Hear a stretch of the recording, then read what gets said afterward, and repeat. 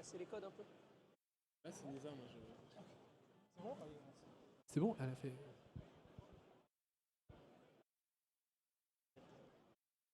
Je vois pas, elle est où?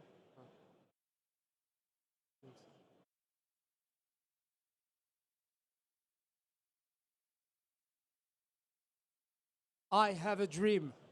Ah. No, it's not the good. It's not a good one to do. It's a good one. Okay, my name is Nizzar Ben Chekroune.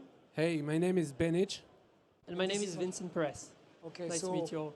nice, very nice to meet you. We've been déjeuning on NFTs for like 2 years, buying some CryptoPunks, Bored Apes, buying a lot of things, understanding how the blockchain works, how NFT works, been all around the world, talked about NFTs, meet artists, did all of that. And we just realized that Plus that près. we had a huge problem with security. And because of that, we started thinking what we should be bringing in the space to change that paradigm that we're all living today in the space, which is like the fear of getting hacked, the fear of NFT collections getting scammed, etc., etc.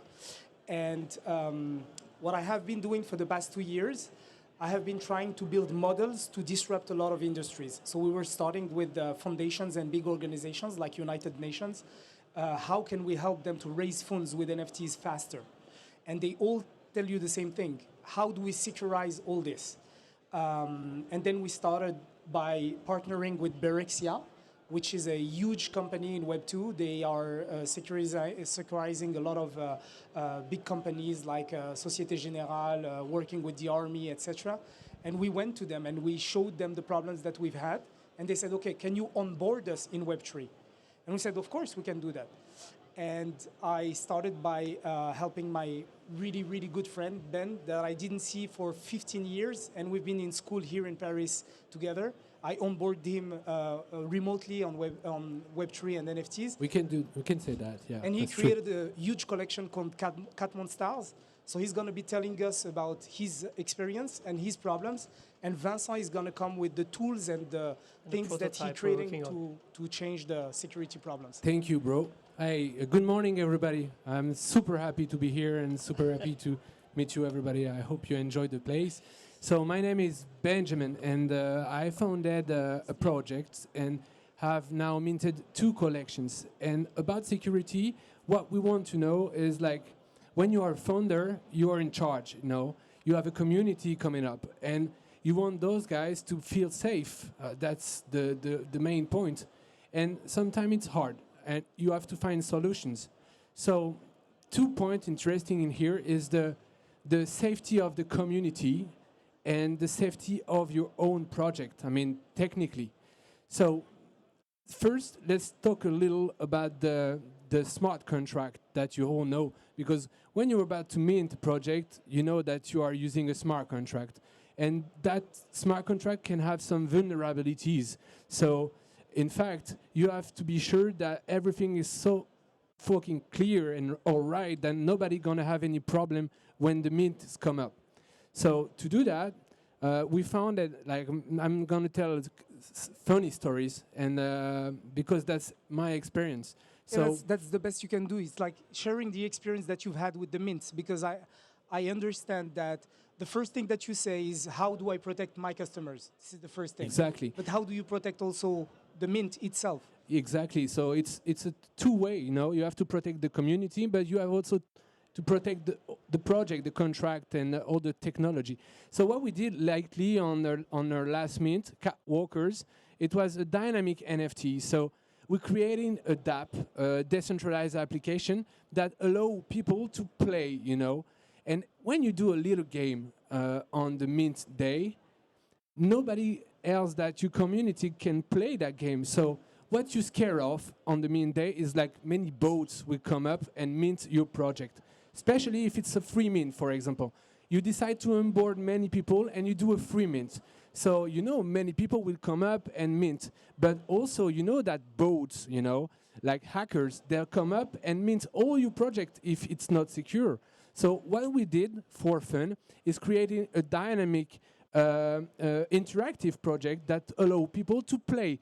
A bot won't play, you know. A bot is not a human. It's not going to play in your dApp. So For example, you can choose your own filters, and you can create your own NFT. That could be something fun that a bot won't be able to do on mint day.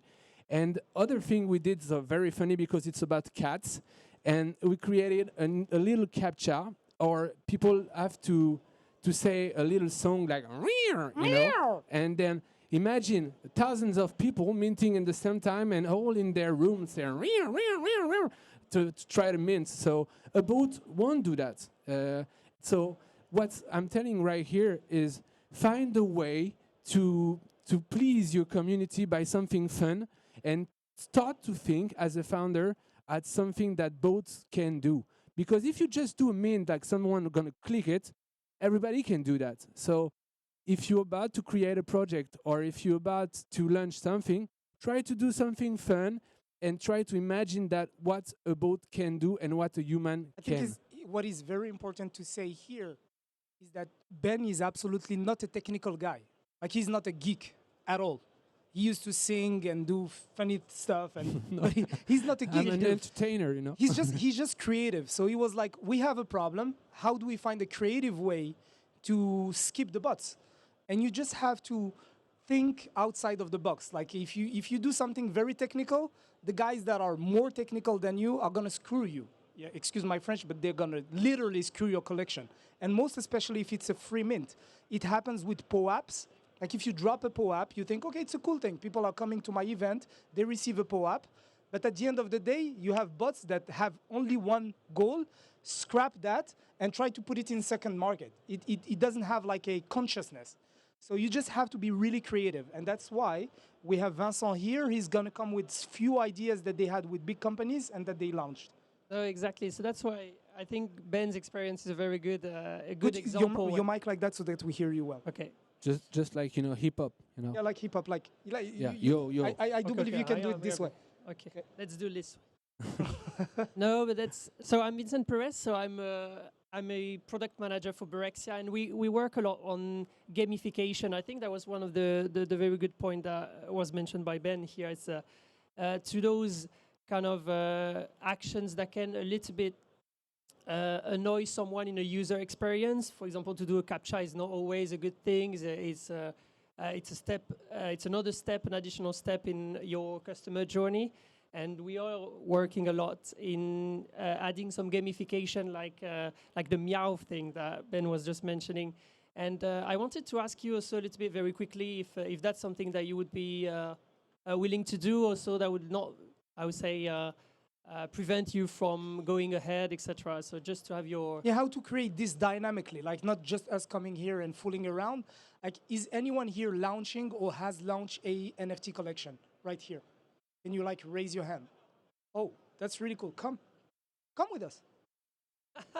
you know, we do that for you. We do not do that for us, you know? You just come and tell us your experience. Well, yeah. Yeah, one other thing we're going to talk about is the whitelist. Hello. You know, the whitelist. What's your Everybody name? want a whitelist. Melisandre? Yes. This is amazing. Okay. This is a beautiful name, by the way. Thank So, you. Melisandre, you I can do both. amazing. So, Yeah. tell us your Hi, guys. Hi, Melissa. Nice to meet you. Hi. Nice to I'm meet not you. sure what I'm supposed to say. So, What about your experience? What are Um, your probably any security issue, or even your experience on it? we did the security. It's not really a security issue, but when we wanted to launch our collection for a game, it was NFT games. We basically had our accounts that have been duplicated many times, like 7 times.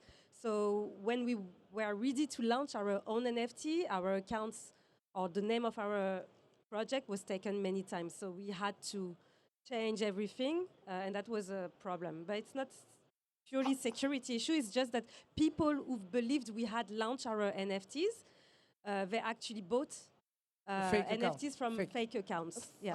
How do you stop totally that? see this. I've been seeing this in OpenSea, especially when you start a project and your project start to have a little hype. Everybody will copy your project and put it on OpenSea.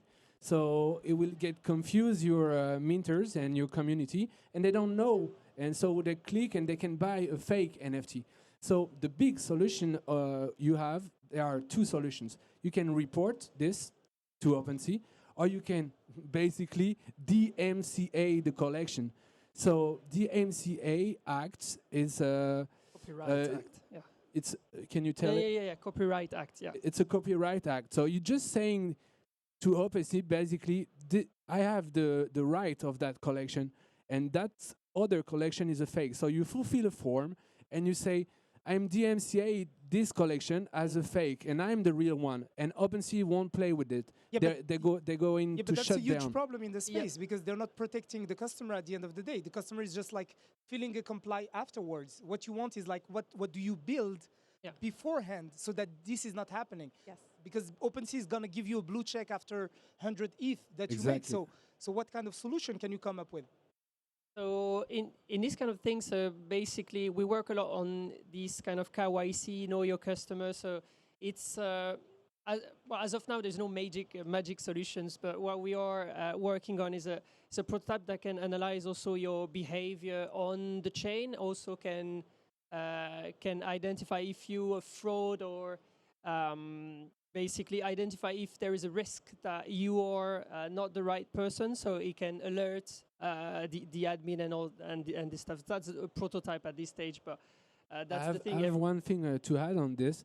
It's about the whitelist, because when you are gonna mint, you are creating a whitelist basically, and this is a totally mess because today whitelists are the main things, but they are overlocated. There are so many, like if it's a 1,000 NFT project, people like having a 10,000 whitelist people.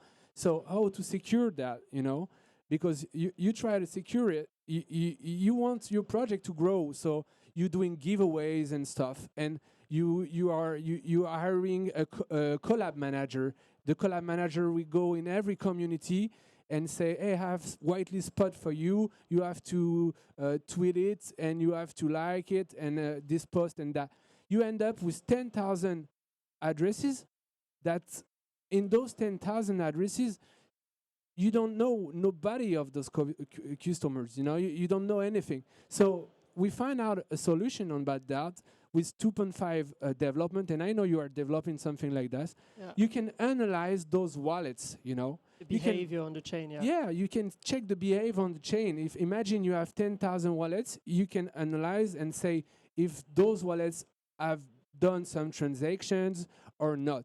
And if, for example, and how they did the transactions, like if they behave like a robot, it's like a behavioral security way of looking at things. You look at the wallet and you say, okay, there is no human being able to do that at that amount of time. So then you can analyze that. So this is like a data analyze, and you're like, oh, this might be a robot. So you put a flag on it. That's what you do. Exactly. Red, so orange, or yellow. Exactly. So you can measure also the time between different transactions. If it's not human, you can flag it as well. And what you were mentioning as well is when you have zero transaction, that's also something that I find out on the whitelist of the last project that I did. I found out like on the 10,000 wallet that I have, like 2,000 of those wallets were given zero transaction. So what do you do as a founder when you see that those wallets have no transaction at all? You just put them away, you know? There is nobody behind that. There is no human being behind those wallets. That's exactly what we're living in the Web 2, actually. It's like having fake followers. It doesn't mean shit, excuse my French again. It won't help you at all. It won't help your community. It won't help your growth. It won't help you at all. So you are afraid to kick off someone from your whitelist because you want to have a large number of people in your whitelist. But at the end of the day, you want it to work. So if you want it to work, you want it to be real. If you want it to be real, you have to behave exactly like when you are on Twitter. Like when you're on Twitter, you have someone following you saying he works for that project. If you look at his things, if he only retweets for like the past 25 tweets, so he's not active. It's a robot behind it. It's very easy. What you do at a human scale, what we try to do at Berexia is like analyze it and replicate it and doing it at a very large scale to protect people. And I do believe that's exactly what the type of things that you might have needed, Alessandre. Yeah, Mélissandre. It's even more beautiful than Alessandre. Merci. Yes. It's for us the experience was really. Je peux dire incroyable in French. Incroyable. It was amazingly difficult because of course we didn't know who were our fan base. We tried to look for different ways to get a proper fan base, a solid, very solid fan base. But you had to go through Discord, you had to go through Twitter, you had to go through other channels, and most of them, it's true, they are not. It's chronophage, as we say in It's French. chronophage, and it's not really real fans. It was don't know who is probably who. Hunter. yeah, They I are don't know. hunting you. Scene, They want to flip your project. So Exactly. Some of them, they were just here to buy your NFTs to resell them very quickly, so the floor price Can would we also take change. one question, maybe? yeah, or because two? we have 1 minute. Anybody has any question here Yeah, do you about have? minting and collections and stuff? Yeah. Yeah, come. We do it the right way. Come. For a guy, I Come on already- stage. Come on stage. It's your moment of For glory. me, that for a guy, I already mint NFT most of the time. Like it's you follow the Telegram or the Discord, and they will spam like the Discord with the fake link, you know. So for especially if you're crypto native, it's okay. You know you need to take care. But like for the average people that just got in your project, they will most of the time a lot of people they will fall for this, you know. They fall for the phishing and they will mint a fake collection, you know. Most of the time they just pay for the minting, but the other time they can drain, you know, wallet get drained. This is very common, you know, for newcomer. on that matter, you have two problems. The first one is you clicking on a fake link. Exactly. So the education part is very important. So that is why we take from our time. We come here. We try to talk about this. So the education part is very important in the sphere, and it's going very.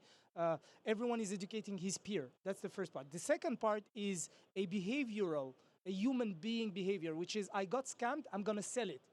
Like you get scammed. You buy something that is fake, and you put it in the market.